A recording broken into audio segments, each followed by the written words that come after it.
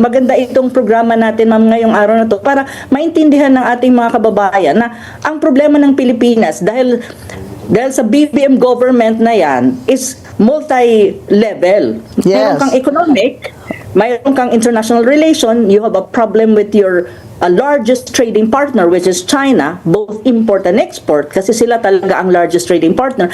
Supposedly, China is one of our number 3 investors sa Pilipinas. Investor confidence is very, very low because ang Very BBM weak, administration massive corruption is very, very high. And Yes.